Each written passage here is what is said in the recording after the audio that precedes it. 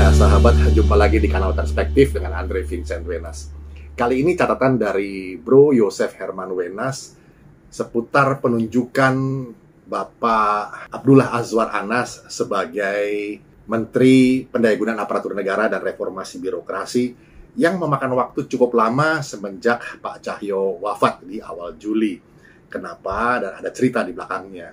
Judulnya adalah 3 kubu dan tanda kutip ini PDIP pernah berebut, ini juga tanda kutip, kursi Menteri Pan-RB ini.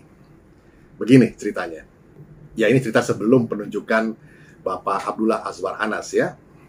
Begini, seperti diprediksi kita sebelumnya, akhirnya Presiden Jokowi mengangkat juga Bapak Abdullah Azwar Anas sebagai Menteri Pan-RB. Setelah sekian lama kosong, sejak wafatnya Pak Cahyokumolo pada 1 Juli 2022 yang lalu. Jadi, sahabat, 2 bulan lebih posisi itu dikendalikan oleh pejabat ad interim, Pak Tito Karnavian dan Pak Mahfud MD. Ini selama 2 bulan ini tidak ada menteri yang definitif ya, kosong begitu. Nah, untuk menjawab beberapa DM terkait soal pernah adanya kompetisi internal PDIP untuk mengisi posisi Menpan RB, Bro Yosef ingin menjawabnya di sini saja sekaligus supaya tidak satu persatu begitu. Sahabat, tentang aspek konstruksi politis dan apa yang dilihat Presiden Jokowi dari jabatan ini, silakan baca analisis intelijen dari Bro Yosef yang terkait soal ini, ditulisnya pada tanggal 3 Juli 2022 lalu. Ada di kanal ini juga, linknya saya taruh di atas. Dan itu tidak berubah, sahabat. Yang judulnya Siapa Gantikan Pak Cahyokumolo. Sahabat, yang pasti sosoknya adalah kader PDIP jelas. Nah, kalau sudah pasti kader PDIP, lalu kenapa kok lama penunjukannya? Nah, begini ceritanya. Sudah lewat masa tata krama berkabung sejak Pak Cahyokumolo berpulang pada 1 Juli 2022 yang lalu. Kok Presiden Jokowi waktu itu masih belum juga menunjuk satu nama, atau lama sekali menunjuknya. Kalau Anda analisis berbagai statement publik dari kalangan internal PDIP sendiri, sahabat, tidak terlalu sulit sebetulnya untuk membaca mengapa demikian. Dari observasi Bro Yosef, waktu itu setidaknya ada 3 kubu yang layak disoroti waktu itu. Ada kubu yang ingin menggeser Pak Hasto Kristianto yang sudah terlalu lama, sejak 2014 beliau dekat dengan Ibu Megawati sebagai Sekjen PDIP. Kalau Pak Hasto jadi menteri, posisi sekjen bisa diisi oleh kubu tertentu. Posisi sekjen adalah orang kepercayaan Ibu Megawati yang bisa bermanuver kemana-mana di level nasional tentunya. Kemudian ada kubu yang menginginkan Pak Oli Dondokambe, beliau sekarang adalah Gubernur Sulawesi Utara, untuk jadi menteri. Dan mereka ini ingin memiliki ruang yang lebih besar dan fleksibel dalam urusan pendanaan partai. Apalagi PDIP sedang dan masih akan menjadi partai paling berpengaruh di negeri ini pasca 2024 nanti. Begitu menurut Bro Yosef. Di satu sisi, partai perlu dana besar. Di sisi lain, selalu ada banyak dermawan yang murah hati untuk partai besar.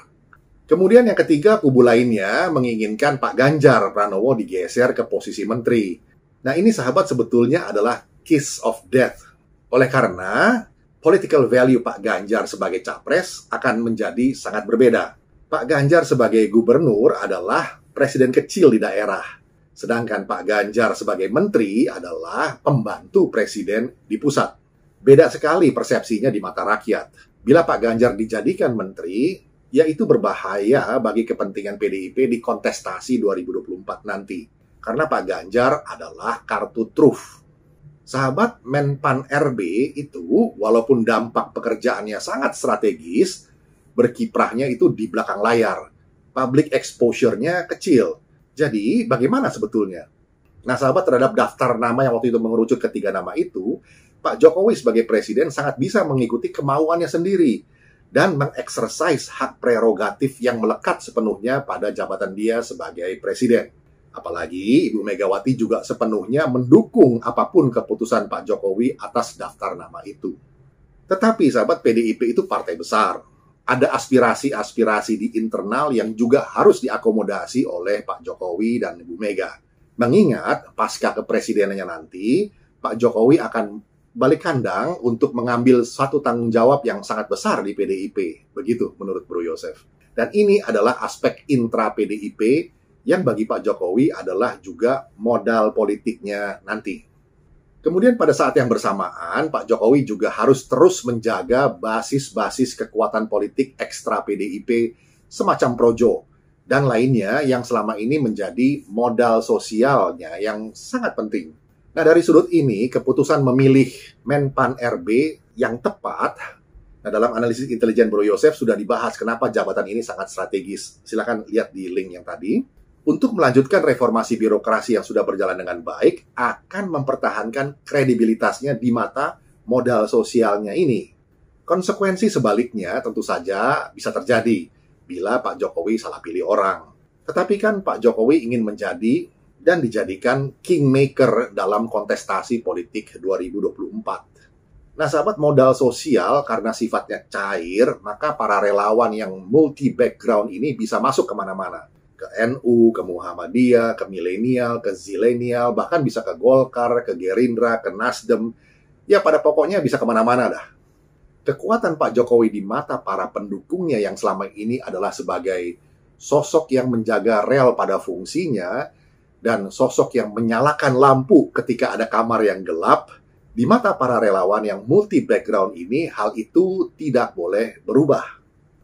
Demikian kepentingan atau perspektif dari Pak Jokowi terhadap posisi Menteri Pan RB yang akhirnya dipilih kepada Bapak Abdullah Azwar Anas. Alasan-alasannya silakan dilihat di catatan atau video sebelumnya.